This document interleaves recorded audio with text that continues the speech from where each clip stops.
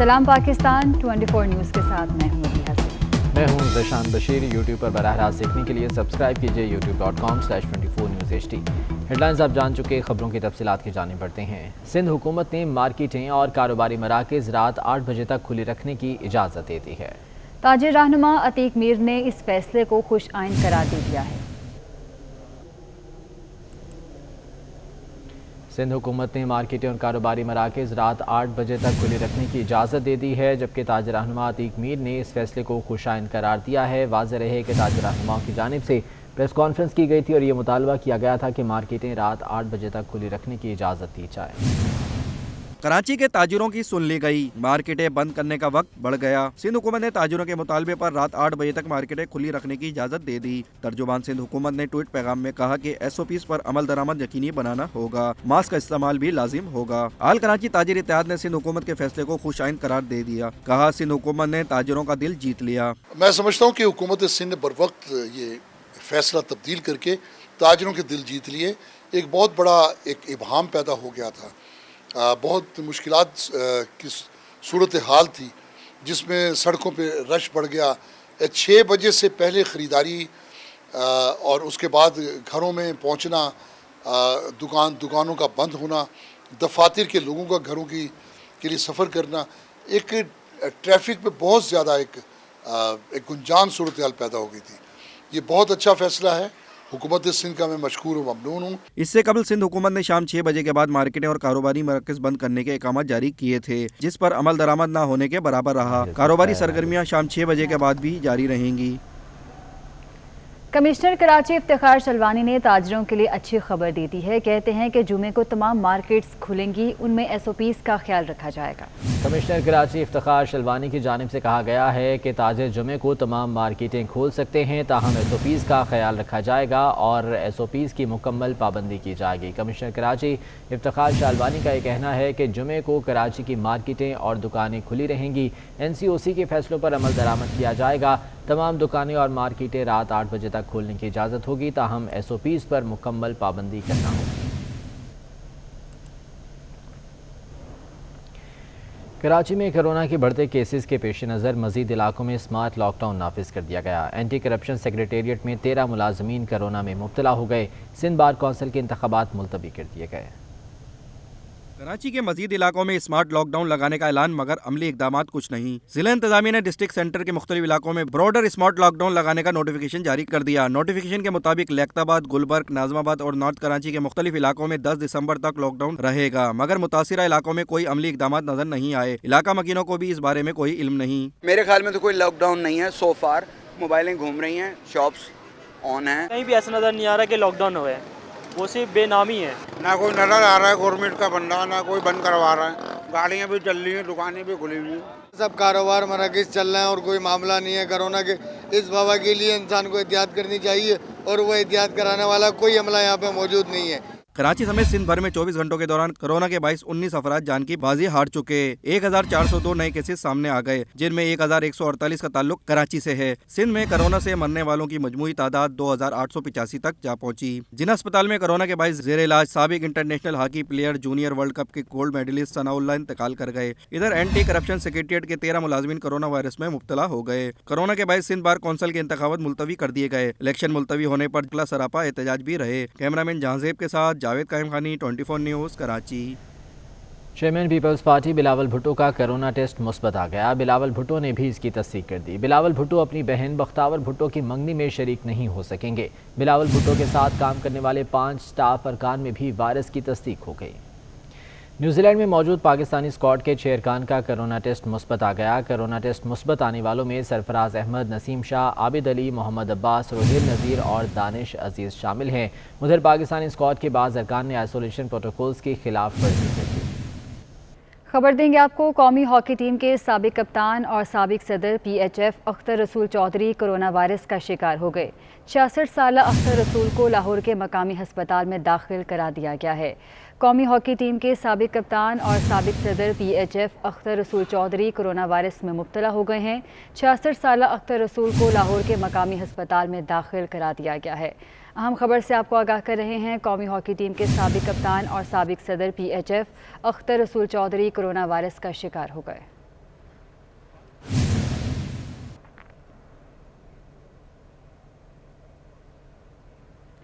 اتحاد تنظیمات مدارس پاکستان نے مدارس بند نہ کرنے کا فیصلہ کر لیا ہے اور وزیر تعلیم شفقت محمود کو خط لکھ کر اس حوالے سے آگاہ کر دیا گیا ہے۔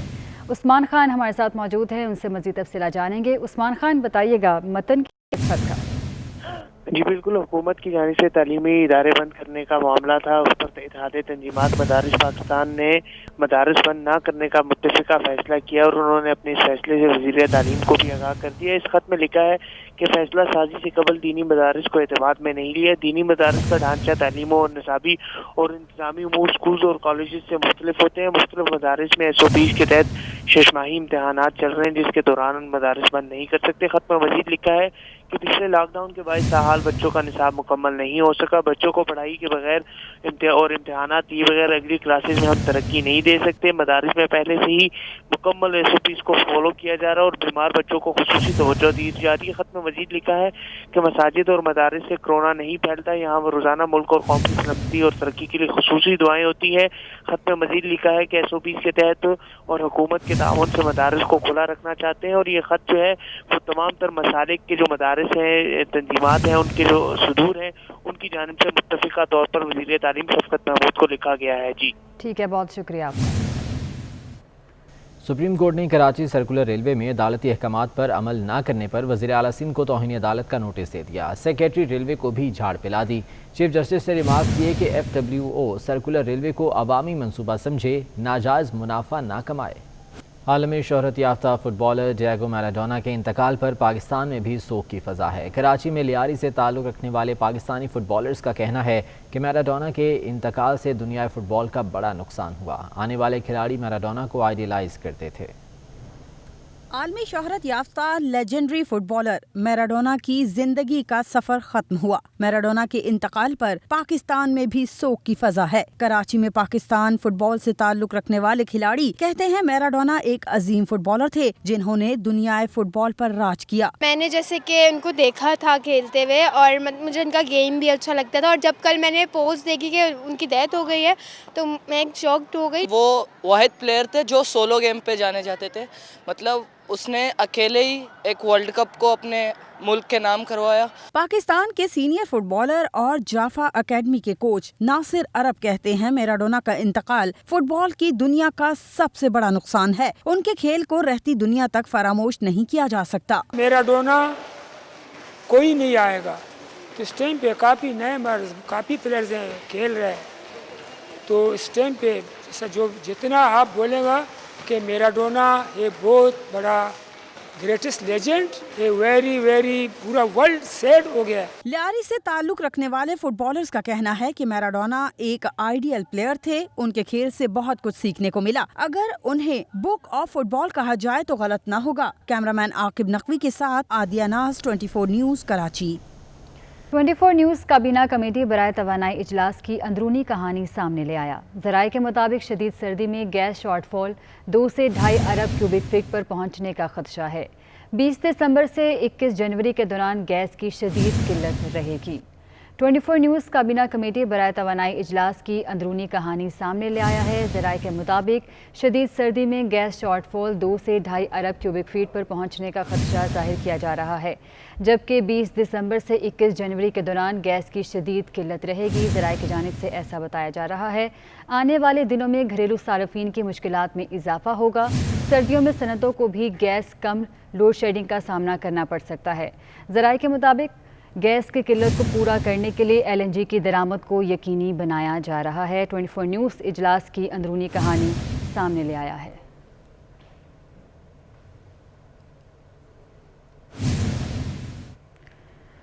لاڑکانہ میں JUIFA کی شہید اسلام کانفرنس میں 24 نیوز پر بندش کے خلاف قرارداد منظور کر لی گئی۔ قرارداد میں 24 نیوز کی نشریات فوری طور پر بحال کرنے کا مطالبہ کرنے کے دوران ہزاروں کارکنوں نے ہاتھ اوپر کر کے قرارداد کو منظور کیا۔ کانفرنس سے خطاب میں مولانا فضل الرحمان کا کہنا تھا کہ حکومت میڈیا کا گلا گھونٹ رہی ہے، جو چینل حق کی بات کرتا ہے اسے بند کر دیا جاتا ہے۔ PDM کے جلسے میں رکاوٹیں ڈالنے کے لیے ملتان سمیت جنوبی پنجاب میں PDM رہنماؤں کی گرفتاریوں کا سلسلہ جاری ہے۔ قاسم گیلانی کے مطابق پیپلز پارٹی کے 70، نون لیگ کے 58 اور JUIFA کے 17 کارکن گرفتار کر لیے گئے ہیں۔ قاسم گیلانی کی جانب سے ٹویٹر پر جاری کی گئی تصاویر میں گرفتار بیمار کارکن کو پولیس اسٹیشن میں ہی ڈرپ لگی ہوئی ہے۔ PDM کا جلسہ جو کہ ملتان میں ہونا ہے، اس کے لیے جنوبی پنجاب اور ملتان سمیت PDM رہنماؤں کی گرفتاریوں کا سلسلہ جاری ہے۔ اسی بارے میں تفصیلات جان لیتے ہیں، امجد ملک ہمارے ساتھ موجود ہیں۔ امجد، بتائے گا کیا صورتحال ہے اور PDM رہنما کیا کہتے ہیں اس بارے میں؟ جی بالکل ایسے ہی ہے کہ 30 نومبر کو PDM ملتان کا جلسہ ہونا ہے، تو جو گرفتاریوں کا سلسلہ ہے وہ شروع ہے۔ کل ابھی گرفتاری ہوئی ایک بڑی، جو سابق MNA کو گرفتار کیا گیا۔ آج جو ہے بڑی گرفتاریاں ہوئی ہیں، جس میں پاکستان مسلم لیگ نون کے جو کارکنان ہیں، سابق جونیئر کونسل کے چیئرمین ہیں، ان کو گرفتار کیا گیا ہے۔ اور جس میں اگر ہم بات کرتے ہیں تو شیخ عمران ارشد ہیں، مسلم لیگ نون کے سینئر رہنما ہیں، ان کو گرفتار کیا گیا ہے ملتان سے۔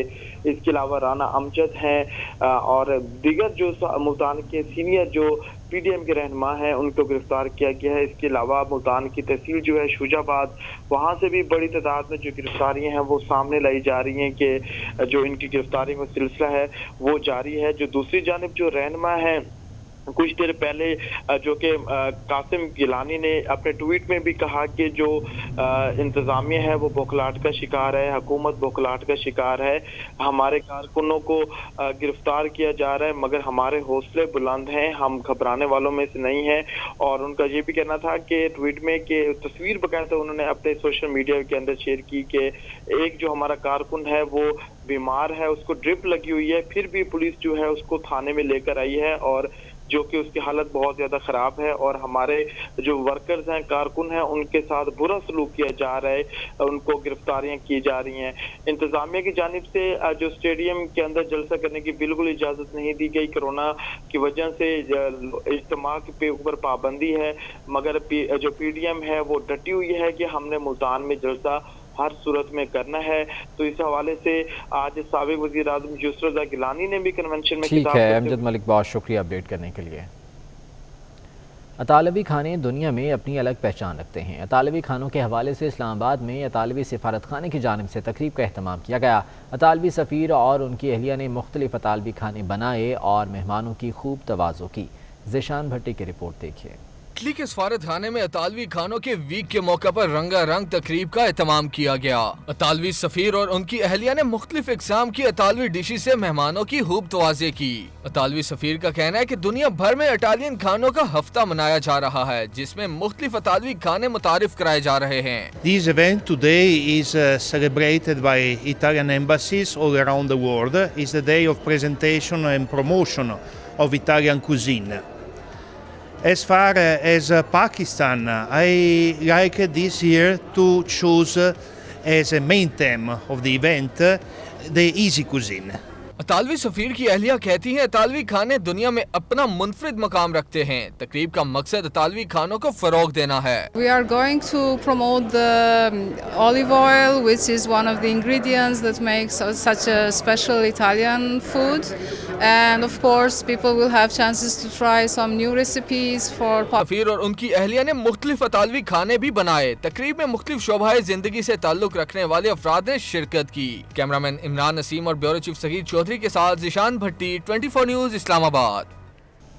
وزیر داخلہ اعجاز شاہ سے چین کے سفیر نونگ رونگ نے وزارت داخلہ میں ملاقات کی۔ ملاقات میں باہمی دلچسپی کے امور پر تبادلہ خیال کیا گیا۔ وزیر داخلہ نے چینی سفیر کو پاکستان میں تعیناتی پر خوش آمدید کہا۔ وزیر داخلہ اعجاز شاہ نے کہا کہ پاکستان اور چین دو جسم ایک جان ہیں۔ کرونا صورتحال پر بات کرتے ہوئے چینی سفیر کا کہنا تھا کہ ویکسین کے لیے کام جاری ہے، امید ہے نئے سال کی ساتھ اچھی خبر ملے گی۔ وزیر داخلہ اعجاز شاہ سے چین کے سفیر نونگ رونگ نے وزارت داخلہ میں ملاقات کی، جس میں باہمی دلچسپی کے امور پر تبادلہ خیال کیا گیا۔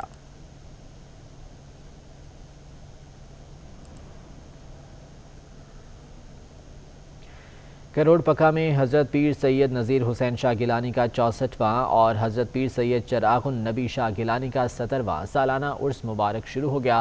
عرس کی صدارت سجادہ نشین پیر سید زمرد حسین شاہ گیلانی نے کی۔ عرس میں ملک اور بیرون ملک سے زائرین شریک ہیں۔ عرس میں شرکت کے لیے سعودی عرب، بحرین، برطانیہ اور پرتگال سے بھی زائرین آئے ہیں۔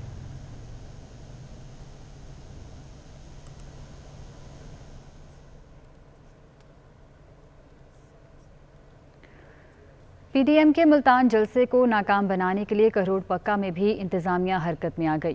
پیپلز پارٹی کے رہنما اور سابق امیدوار قومی اسمبلی رانا لیاقت کو پولیس نے گرفتار کر لیا۔ رانا لیاقت کو ان کے ڈیرے سے گرفتار کیا گیا۔ پیپلز پارٹی کے ورکرز نے تھانہ دھنوٹ کے باہر احتجاج کیا ہے اور پولیس کے خلاف شدید نعرے بازی کی ہے۔ پی ڈی ایم کے ملتان جلسے کو ناکام بنانے کے لیے کہروڑ پکا میں بھی انتظامیہ حرکت میں آ گئی۔ پیپلز پارٹی کے رہنما اور سابق امیدوار قومی اسمبلی رانا لیاقت کو پولیس نے گرفتار کر لیا۔ پی ڈی ایم کے کارکنوں کو روکنے کے لیے ملتان کی ضلع انتظامیہ کی جانب سے قاسم باغ کے گرد و نواح میں 30 کنٹینرز پہنچا دیے گئے ہیں اور یہاں پر رکاوٹیں بھی کھڑی ہو چکی ہیں۔ آپ کو اپڈیٹ کر رہے ہیں، پی ڈی ایم کے کارکنان کو روکنے کے لیے ملتان کی ضلع انتظامیہ ایکشن میں آ گئی ہے اور قاسم باغ کے گرد و نواح میں 30 کنٹینرز پہنچا دیے گئے ہیں۔ واضح رہے کہ 30 نومبر کو یہاں پر پی ڈی ایم کی جانب سے جلسہ کیا جانا ہے اور اس سلسلے میں انتظامیہ کی جانب سے بھی یہ تمام تر اقدامات اٹھائے جا رہے ہیں۔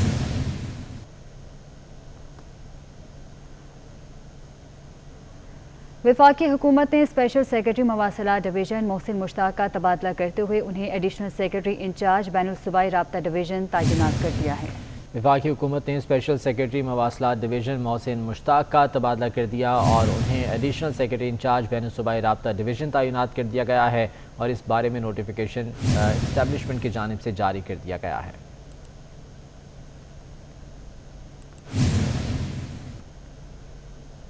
اور اس بلیٹن سے اتنا ہی۔ آپ دیکھتے رہیے 24 نیوز۔